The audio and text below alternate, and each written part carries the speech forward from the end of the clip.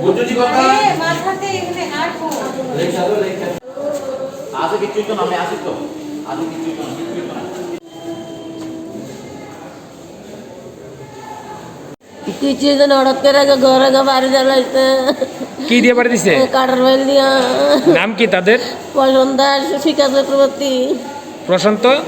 পছন্দ চক্রবর্তী আর শিখা চক্রবর্তী। বাড়ি কোন জায়গাতে আপনাদের? আমার বাড়ি নবীনগর। কেস করবেন তাদের নামে? হ্যাঁ। এখন কোন জায়গাতে আছেন আপনারা? বিচার করা হচ্ছে তো। আপনার নাম? রত্না দাস।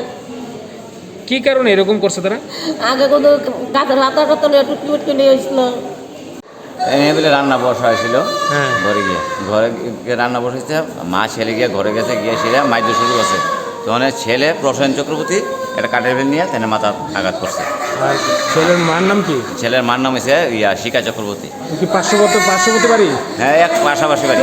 কি কারণে হয়েছে বড় দরবার? কী কারণে দাদা এটা আমি কইতে পারি না, কিন্তু আমি তো থাকি আরেকখানে, আমি বাজার আইসি করে আমি গাড়িতে নিয়ে এসেছি। ওনার নাম কি? ওনার নাম হলো রত্না দাস। বাড়ি কোন জায়গা? বাড়ি পশ্চিম নবীনগর। এখন কোন জায়গাতে নিয়েছেন? এখন বিশালগড় হসপিটালে নিয়েছি। থানায় মামলা করবো? হ্যাঁ, থানায় আমরা গিয়েছিলাম, পয়সা আগে ডাক্তার দেখার জন্য, তারপর থানা আমরা মামলা